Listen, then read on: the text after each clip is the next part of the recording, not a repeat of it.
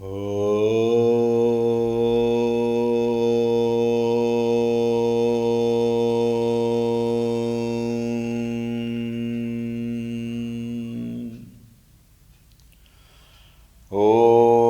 श्री गणेशाय नमः। ॐ श्री सरस्वत्यै नमः। ॐ श्री गुरुभ्यो नमः।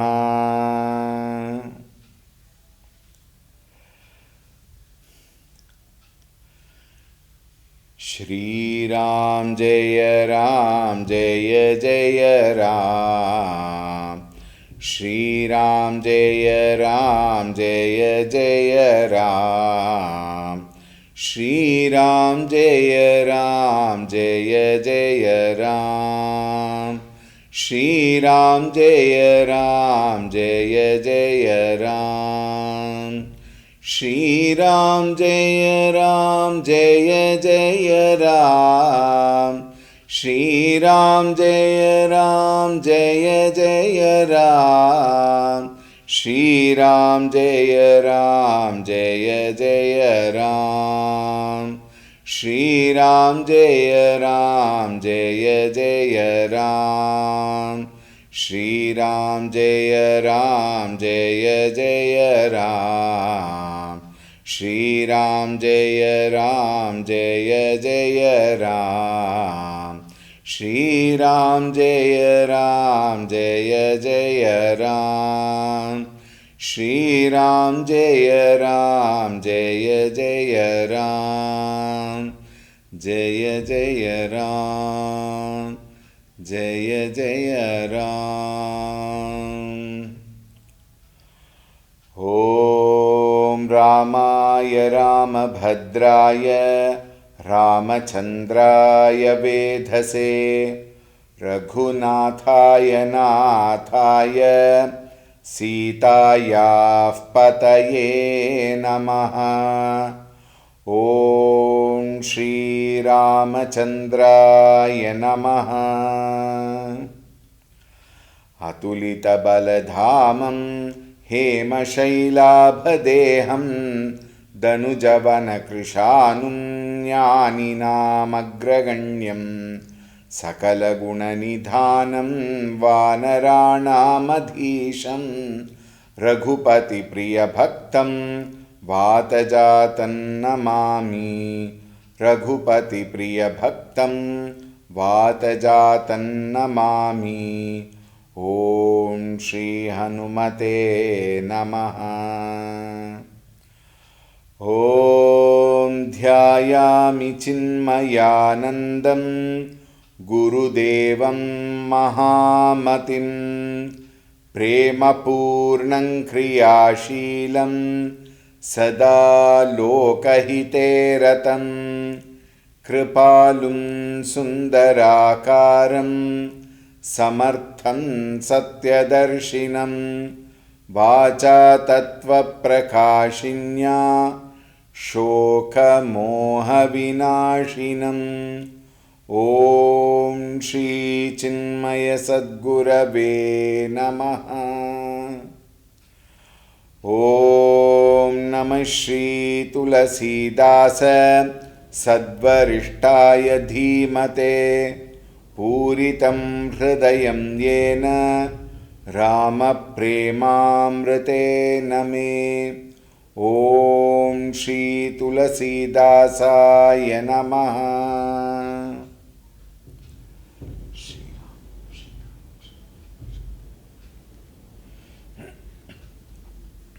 Hari Om, a very warm welcome. Taking the permission and Ashirvadam from Rishi Agastya,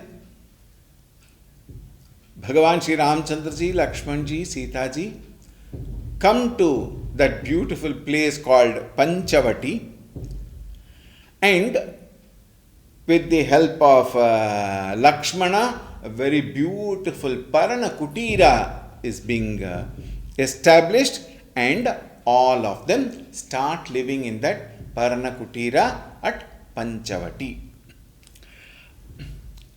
Now, we are going to enter, as I told you yesterday, one of the most beautiful portion of this Aranyakand. And it is called as Shri Ramagita. From here, we will see where Lakshmanji asks questions to Ramchandraji and Ramchandraji answers those questions. Okay, and this portion in Tulsi Ramayan is called as the Bhakti Yoga. We have Bhakti Yoga in Bhagavad Gita, 12th chapter. Here in Tulsi Ramayan, this portion is called as the Bhakti Yoga. Interestingly, this portion is not found in Valmiki Ramayan. This section called Ramagita is not found in Valmiki Ramayan.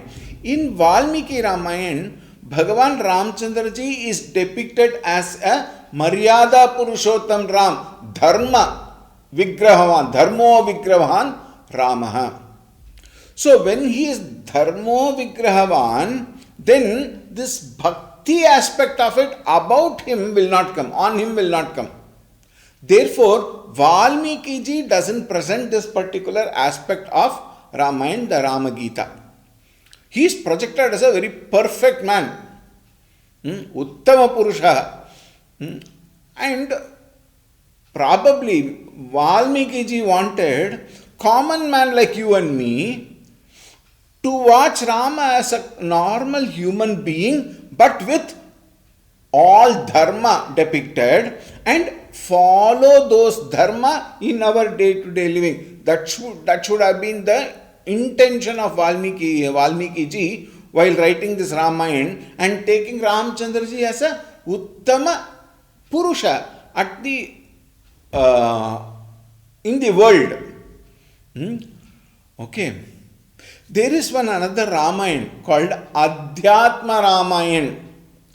And Adhyatma Ramayan is written by sage Vedavyasji. And in that Ramayan, this portion of Ramgita comes at the end when Lakshmanji goes and leaves Sita ji in the forest, which Lakshmanji regrets for life, as though, it is such a very painful thing to leave Sita ji in the forest and come. And after leaving, but he obeys his brother. He goes, leaves her and comes back, and he is very, very, disturbed in his mind. And then he sits and asks the answer for that disturbance from Ramchandra ji. That portion is called as Ram Gita in Adhyatma Ramayan in Sanskrita. We also have an Adhyatma Ramayan in Malayalam, where this I had mentioned earlier during our introductory sessions. We mentioned where in Kerala, one whole month is celebrated as Ramayan month, and it is very, very largely chanted, and the whole state, Kerala state, beautifully celebrates this particular Ramayan, Adhyatma Ramayan. In Malayalam also it is called as Adhyatma Ramayan. Now, Gurudev, Param Pujya Gurudev, he has written a commentary on Sri Ramagita, and that Ramagita commentary belongs to Adhyatma Ramayan, which is at the end portion of Adhyatma Ramayan, which I mentioned. Very, very beautiful portion in Adhyatma Ramayan, and very beautiful commentary is given by Param Pujya Gurudev. There it is the pinnacle of Jnanam, Vedanta. Excellent, very deep in its nature. Okay, that is one thing. Then, before I take up that portion, we have a very beautiful saying. Prevention is better than cure. Is it not? We have heard this. Prevention is better than cure. It is said there are three types of people. The first type is who foresee the issues, the problems, the situation coming and prepare themselves properly now. And one of that example for that is our Lakshmanji, who asks the questions now itself, for which he will get a practical answer later, but Ramchandraji also answers him. He gets prepared to face the challenges. This is the first type of people. The second type of people are like Arjuna, who get into the field and looking at the condition asking question. Arjuna. Some of us are like that. We get into a situation and then we want an answer for that. But at least we asked for it. That is an interesting part. And then there is a third type. The third type is like Ravana. Ravana, even when such a disastrous situation has come, everybody is advising him, why are you doing this? Don't do this. Get out of it. Ravana says, why? Nothing has happened. Like that, people are there. People are completely oblivious of problems that will come in future or even while it is happening. People are oblivious. They revel in that infatuated world, ephemeral world, seeking for peace but being in pieces. Think. Lakshmanji here very beautifully asks at the beginning itself. And how beautifully Bhagavan Sri Ramchandraji answers those questions, which is now titled Sri Ramagita. There are few small 4 lines of chaupais which are here we will see in the beginning, and then we will enter into that portion. This is, we are now taking up the 13th chaupai. Okay. First 4 lines we will take. जब ते राम कीन्हतः बासा सुखी भये मुनि बीती त्रासा गिरिबन नदी ताल छबि छाये दिन दिन प्रति अति होहि सुहाये खग मृग वृंद आनंदित रहि मधुप मधुर गुंजत छबिलाहि शोभन बरनि न सकहि राजा जहाँ प्रगट Raghubir बिराजा. This portion actually depicts what exactly is the situation now that is there around Ramchandraji at Panchavati in that Parnakutira. Jabate Rama Keenhitaha Basa, from the time when Ramchandraji took abode in that Panchavati, Sukhi Bhaye, he was extremely happy, and not only Ramchandraji, Muni Biti Trasa, all the sages lived very happily there, rid of all kinds of fear. They were all afraid because of Rakshasa, isn't it? Dandakaranyam, we discussed it yesterday. Now they are very happy because Ramchandraji came and settled in Panchavati. Giribana nadi thal chhabi chaye dina dina pratiyati hohi suhaye. Giri, hills, mountains. Bana, forests. Nadi, rivers. Tal, lakes. Chhabi chaye, all were extremely filled with happiness and, inexplicable beauty. Dina dina pratiyati hoi suhaye. Every day, day by day, it looked fresh, it looked beautiful, it looked wonderful. Why? Ramchandraji himself, Bhagavan himself is there. Very beautifully, we had referred to the statement earlier also. Kshane kshane yan navatam upaiti tadeva rupam ramaniyatayaha. That which is fresh all the time, every moment it is fresh, is always an object of beauty. And the forest where Bhagavan Sri Ramchandraji stayed, the Panchavati, was so beautiful, so beautiful.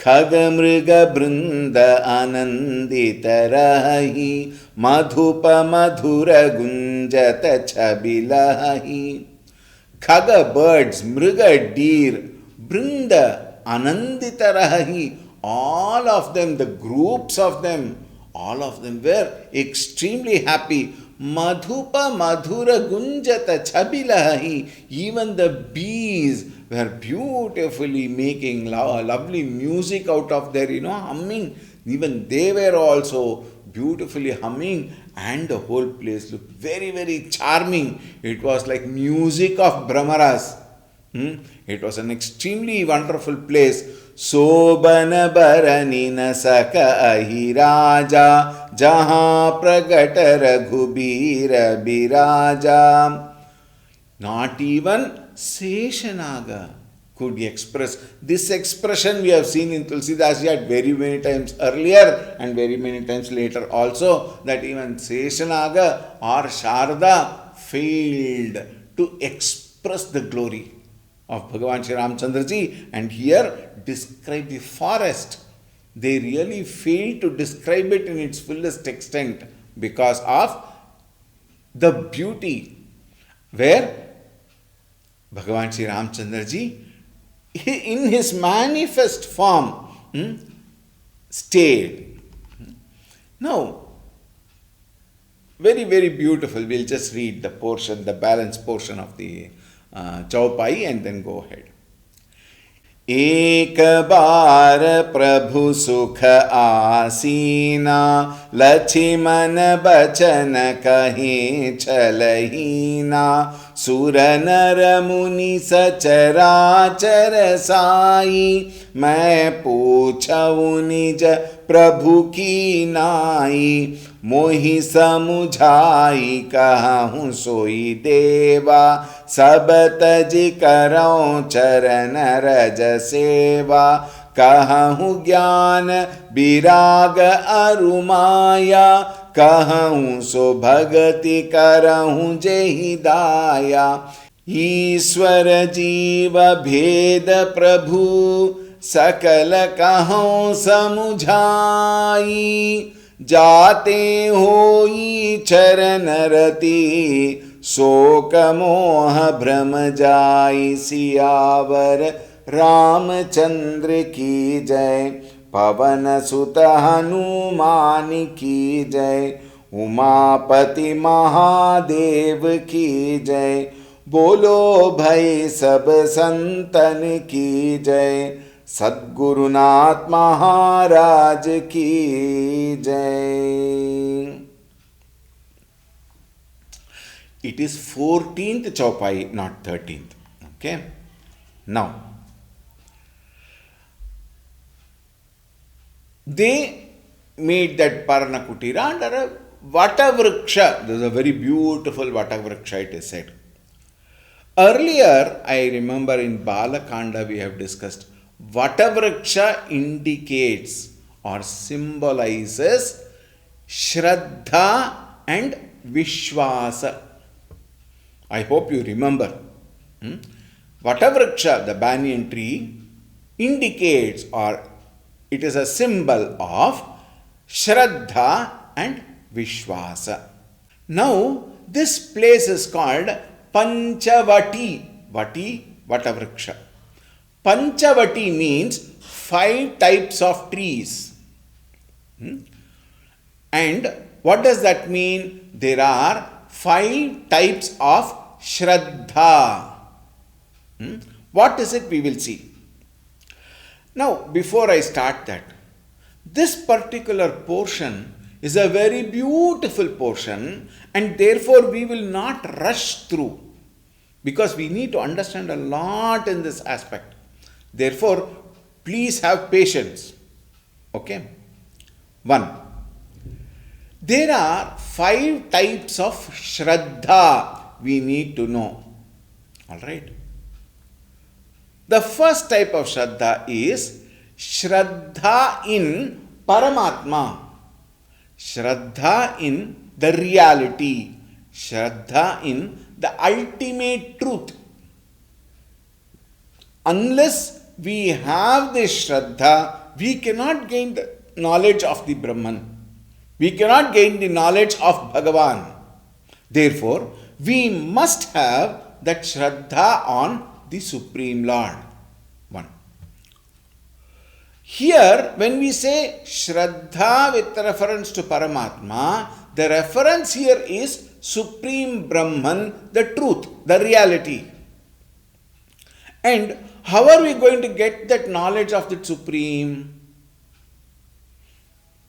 Please be very attentive. For gaining the knowledge of the Supreme, the Pramana is Vedanta. Pramana is Vedanta. Only in Vedanta you can find the knowledge of the Supreme in its fullest form. And for the sake of Vedanta, you have to take recourse to Shastra.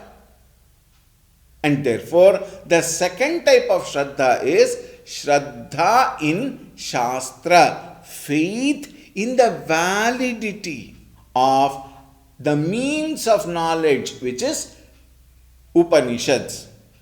Most important, Upanishad Praman, Vedanto Nama, Upanishad Pramanam, it is said.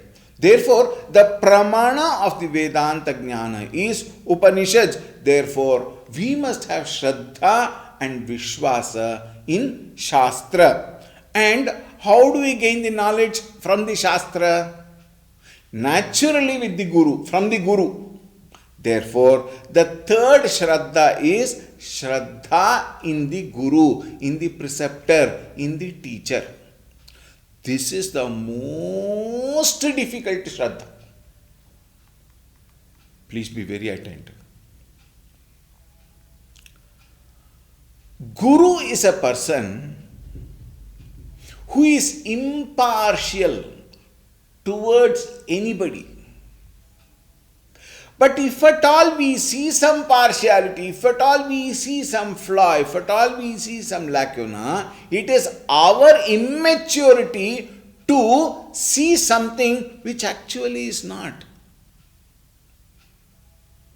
A guru is one who is absolutely impartial. To see that impartiality in that guru, I must gain the adhikaritva of a shishya to understand the Guru first of all. Otherwise, what happens? I superimpose my dirty mind on the Guru and say, this Guru, he is partial. This Guru, he is not right. This Guru, he does this. Therefore, we are unable to gain the right knowledge of who the Guru is. This happens only when I don't have faith in the Guru. This happens only when I don't have Shraddha in the Guru, when I don't have trust in the Guru, when I don't have Vishwasa in the Guru. Therefore, the third type of Shraddha is Shraddha in the Guru. Naguror adhikam tattvam Naguror adhikam tapaha Ajnana timirandhasya jnananjana shalakaya. Guru Stotram gives so many shlokas, beautifully describing who the Guru is. And we, out of our own immaturity, say, I understand the true Guru are like that, but now these days Gurus are not like that, How do you know? It can be my own superimposition on certain qualities which I have not understood, but I superimpose on the Guru. Unable to understand the validity of the Guru, I become so low to even superimpose qualities on the Guru. If that happens, knowledge will never come. Therefore, the third type of Shraddha is Shraddha in the Guru, Vishwasaha. Very, very important. We have a very beautiful bhajan. बिना ये ज्ञान कहाँ रे मनवा, गुरु बिना ये ज्ञान कहाँ रे मनवा, ज्ञान बिना ये ध्येय अधूर, ज्ञान बिना ये ध्येय अधूर, हरि चरण कमल कैसे पाऊं, हरि चरण कमल कैसे पाऊं बिना ये ज्ञान. Without gaining that knowledge, I can never understand Bhagavan and I can never get Ashirvadam from Bhagavan. And the one who makes it happen is Guru alone. Therefore, bina ye jnana kaha? Think. And the fourth type of Shraddha, again very important, all are important, very important, Shraddha in ourselves. Most of the time we find we may have Shraddha in the Guru, but we don't have faith in ourselves that we can gain that knowledge. We are capable of gaining that knowledge. We are capable of realizing that Brahman. We have no Shraddha in ourselves. We have no trust in ourselves. So the fourth type of Shraddha is having trust, having faith in my own capacities, in my own abilities, in my own intelligence, and I surrender at the feet of the Guru, knowing very well that I am capable of gaining that knowledge. The fifth Shraddha, Shraddha in our sadhana, our efforts. Very many times we find we have people telling, "Oh Swamiji, I am such a useless fellow, Swamiji. I don't think I am capable of all these things.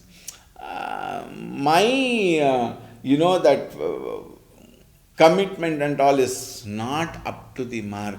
Today I say something and tomorrow I will just lose." And one more thing I want to know, Swamiji. This jivas in the Satya Yuga, only those people can have such type of Shraddha and all. I am on Kali Yuga, dirty fellow. In this 21st century, I am now so much attached to the sun. What can I gain Shraddha from the sun? And therefore, because of the fact that I go on talking ill about me only, go on talking ill about me, I will not have faith even in an effort that I am capable of. Therefore, I must have faith, I must have Vishwasa in my own sadhana, guided by my Guru. So, Atma Vishwasa, Atma Shraddha is extremely important, which forms the fifth Shraddha. All these five put together, when it comes together, when it integrates together, what you gain is the knowledge of the higher supreme given by the teacher or Bhagavan himself here. Alright. When I am intending to gain the knowledge, I am ready to give up all the petty paltry style of life. First thing which is important is Shravanam. Listening. Listening to the knowledge must be complete in itself.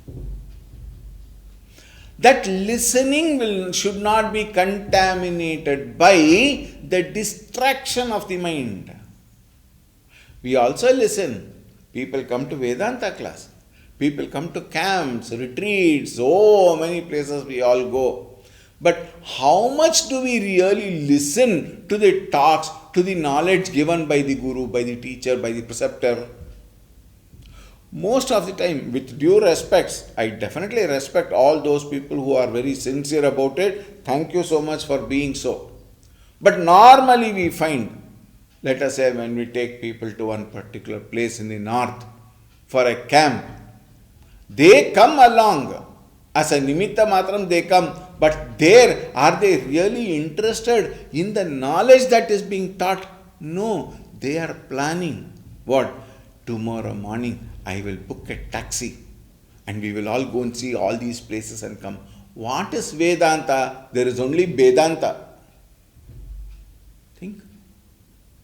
Shravanam must be complete in the sense, let us suppose even if you want to go and see other places and come, but during that period of the class, how much are we attentive? I agree it is very difficult, 60 minutes class, nobody can be so perfect, but to the extent possible, if I am able to integrate my Sharira Mana Buddhi and focus my mind in the teaching, that is a great blessing. Most important, Shravana. Second aspect is Manana. We all listen to Vedanta, like cross ventilation. We listen, oh Swamiji, beautiful, wonderful Swamiji. Class was supreme. Oh Swamiji, I felt as though I am realized. I Ram. Next day you ask them, next day I am being very, very liberal. 2 hours from then if you ask them also, they would have forgotten everything. Isn't it? Think. So Shravanam must be perfect. And how do I retain that knowledge, what I have listened from the teacher, is when I reflect upon it. When I contemplate upon it. When I meditate upon it. So, that knowledge which has been listened to, received from an external source, remains in me as a foreign body in the mind. As long as it remains as a foreign body in my mind, the entire body wants to throw away all the foreign bodies. Isn't it? One thorn gets into your leg, the whole body forgets the whole world. It wants to just throw away that foreign body from the leg. Is it not? I'll give you a very, sorry for it, nasty example. If some small, that coconut piece gets into your tooth, how much we struggle. I don't have to dramatize that, you all know, isn't it? That foreign body which is there. But once it goes inside, then it is no more a foreign body, it is me only. Until then, it is a foreign body in the truth. I try to take a toothpick, I try to take some pin or a stake, or I try with my own tongue only making so much of faces. Somehow, yena kena prakarena, I want that foreign body to get out or go inside. Either one of them. Isn't it? Information is also like that. You have to take the information, it is still a foreign body, and I have to internalize that information. Why I am saying all this? Because now such a beautiful portion is coming up, therefore you need to be careful. Shraddha in the Guru and in Guru's words, Shraddha in my efforts, listening, and Manana. What is Manana? Contemplating, reflecting on it. And then what happens is called Nididhyasanam, when I own the knowledge and I am established in that knowledge. Think. Shravana, Manana, Nidhyasana. This sadhana, what we are doing, we doubt our own efficacies, we doubt our own capacities. That doubt must go away. Then, very interesting. If the sadhana is simple, we have no trust in that sadhana. Anybody can do. What is that? All these are useless. If it is a kathina sadhana, if it is a very strong sadhana, Ayyappa, Swamiji, it is not my cup of tea. Let us say, I say, daily you have to wake up at 3:59 a.m. 1 minute less than 4 a.m. Or let us say 4 a.m. 4 o'clock, Swamiji, it is midnight for me. Impossible. Straight away, they declare, they deny. The whole sadhana, the purpose, everything is tied and put into the dustbin. Why? 4 o'clock I have to get up. Kathina sadhana. People lose faith when the sadhana is easy. People have no trust in themselves when the sadhana is hard. Therefore, what? General people, okay, you do this one, okay, you do, okay. This is very nice for me. This suits me. And when the Acharya says, whenever possible you do, otherwise don't worry. Swamiji, this is what I wanted. You are the best teacher. Think. I must have Shraddha in my own self. I must have Shraddha in my own efforts. I must have Shraddha in the teaching that is being given. I must have Shraddha in my Guru who is teaching. And I must have Shraddha in that Upanishad Vakya which is being taught by the Guru. And I must have Shraddha in the subject matter of the Upanishad, that is Bhagavan, reality, truth. Therefore, Panchavati, where Bhagavan Sri Ramchandraji is staying, means Shraddha. And Bhagavad Gita says, Shraddhavan labhate. The one who has Shraddha in all these five will achieve the truth. Think. And with that Shraddha, living in that place called Panchavati, now Lakshmanji is going to ask. What is he asking? एक बार प्रभु सुख आसीना, लक्ष्मण बचन कहे छलहीना. एक बार, once. Now they have settled down in Panchavati. Kutira is very beautifully done, and there's a beautiful, in South India, in Karnataka, we say katte. When there's a beautiful tree, and around the tree there's a beautiful stage kind of a thing made where you can sit down and do some work and etc. etc. Ramchandraji, Lakshmanji, Sitaji, they are all now very well settled. No more issues to trouble them. They are extremely beautiful. Sukha Asina. He was sitting with absolute joy, absolute delight. And Lakshmana, Bachana kahe Chalahina. Lakshmanji found that this is the appropriate time for me to ask the question. Why? Bhagavan is very peaceful. My mind is also very peaceful.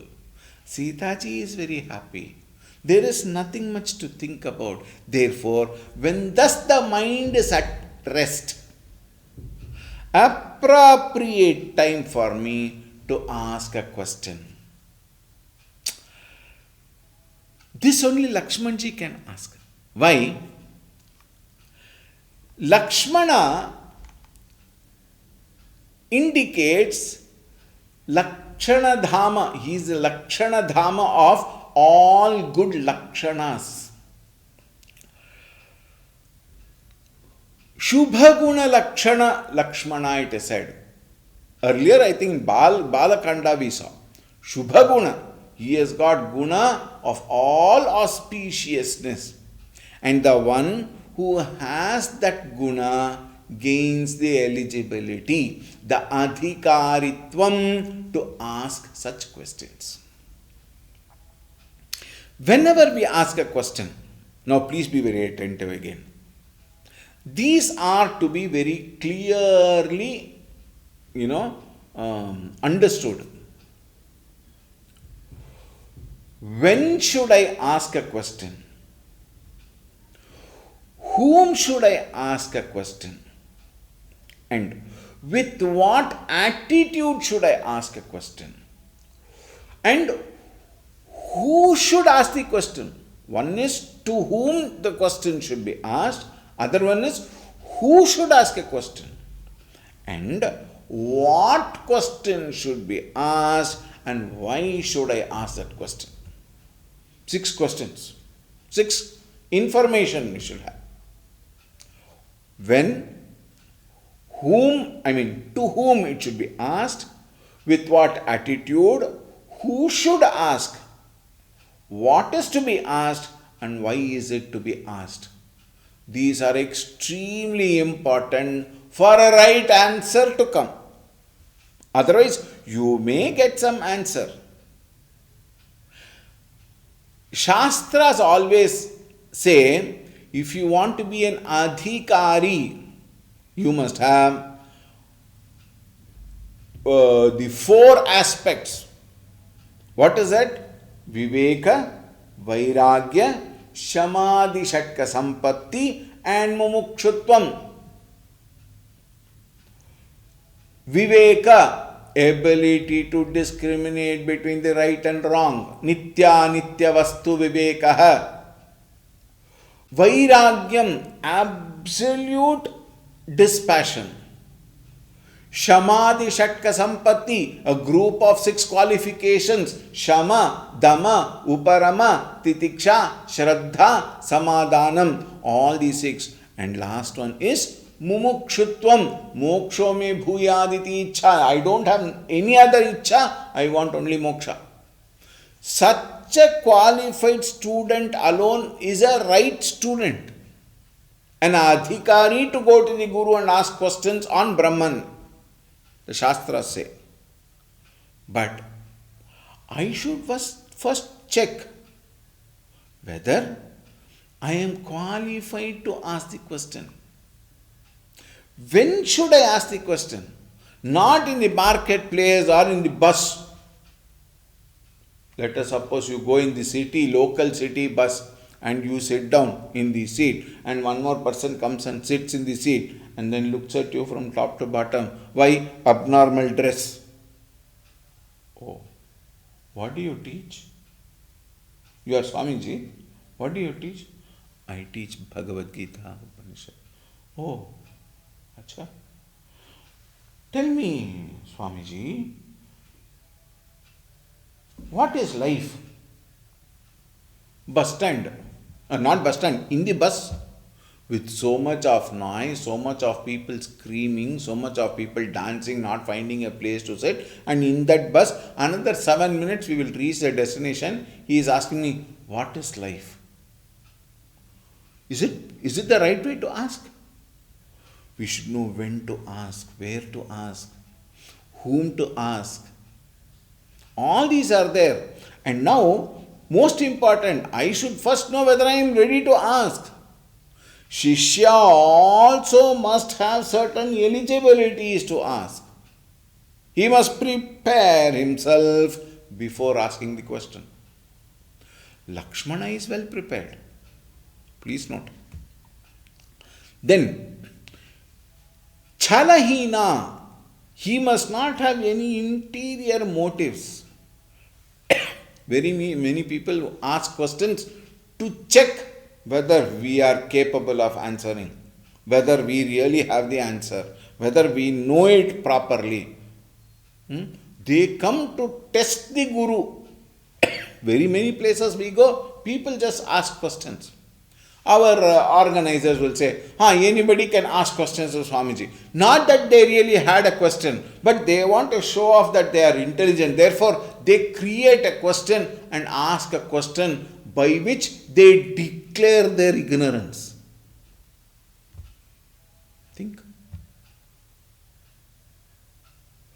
That is not the way a question is to be asked. Questions must be asked with genuine intent to gain the knowledge, to know sincerely. Then alone sincere answer also will come.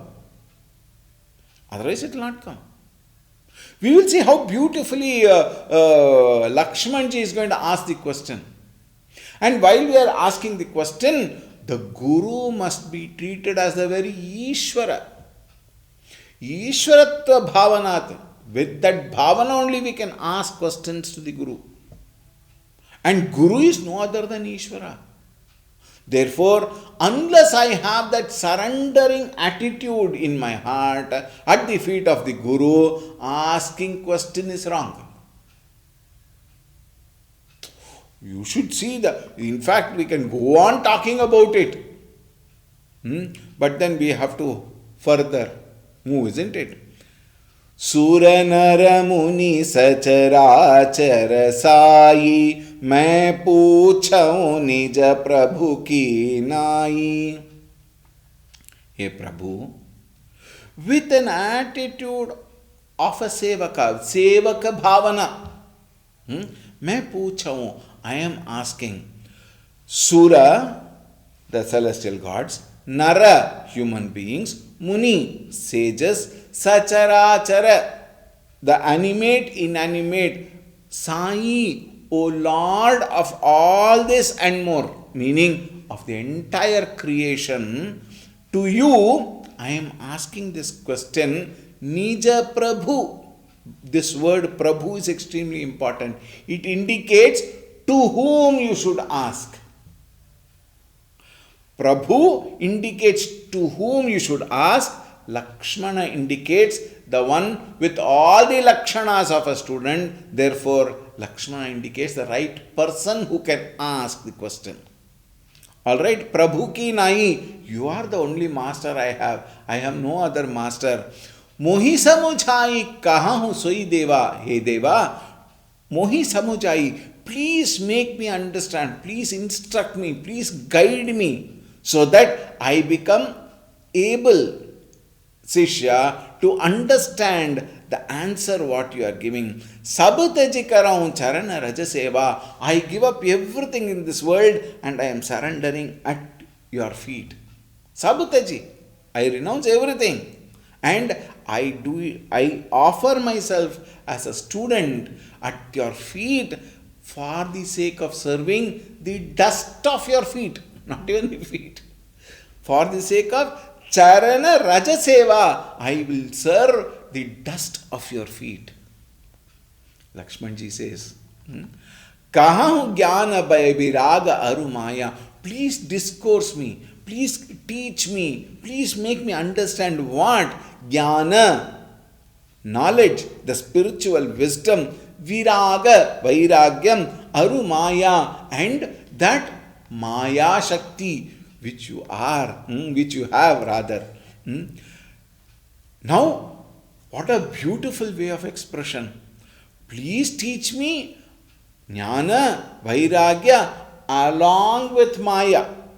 Which is illusion. Yama, Samaya. That which is not is Maya. Now, we saw earlier in the Ayodhya Kanda how Lakshmana spoke about all these things. So it is not that Lakshmana does not know. He knows everything. But at the same time, he is asking again. It is only to indicate to you and me, don't take your own knowledge for granted. Because our knowledge, as long as it is a foreign body in our brain, there is no guarantee. It will go away. It will be thrown away. It has to be internalized. It has to be made me myself. Until then, the knowledge has to be churned again and again, and the essence of the knowledge must beautifully taken.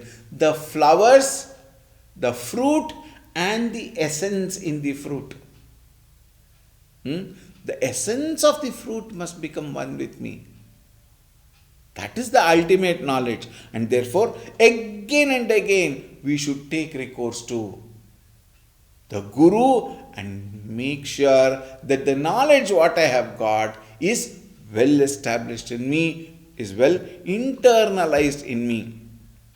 And then, until then, we should keep on churning. What is this knowledge? What is the nature of knowledge? How does the real knowledge express itself in the world outside? How much does it affect the student? All these are to be known. What is Maya? Is this world Maya? Yes, it is. Kamini, Kanchana, Kirti is nothing but Maya. And the entire gamut of our experience are within these three. Kamini, Kanchana, Kirti. Which is nothing but Maya. मायामयमिदम् अखिलं बुद्ध्वा. Think. Therefore, what is this Maya? One has to understand. Kahan so bhagati karahun jehi pai daya. Please tell me, what is devotion? Thereby, he has asked everything. Karma, bhakti, jnana, everything he has asked. Isn't it? Speak to me about bhakti, devotion. Kahan, which, by which I will gain your grace. By gaining which the knowledge of devotion and the devotion at your feet, I will gain your grace. Please bless me. Not only that, ईश्वर जीव भेद प्रभु सकल कहूँ समुझाई. कहूँ समुझाई. Please tell in such a fashion that I understand. Sakala kahun. Tell me everything. And the difference between Ishvara and Jiva. Bheda. Please tell me that Bheda of those two also. Jate hoi charanarati soka moha brahmajai. And so that once I get to know, I'll gain more devotion at your feet. Charanarati. Oi. And soka moha brahmajai. And all this sorrow, delusion, infatuation, frustration, all these things should disappear. To that extent, please tell me. Is a question by Lakshmanji to Ramchandraji. The answer of Ramchandraji to Lakshmanji for all these questions is called Sri Rama Gita. The Gita, the song or the teaching of Bhagavan Sri Ramchandraji to Lakshmanji for all the questions that he has asked. We will take it up tomorrow. All right. Siyavar Ramchandra की जय. पवन सुत हनुमान की जय. उमापति महादेव की जय. बोलो भाई सब संतन की जय. श्री सद्गुरुनाथ महाराज की जय. ओम शांति शांति शांति. हरि ओम. श्री गुरुभ्यो नमः. हरि ओम. सद्गुरुनाथ महाराज की जय.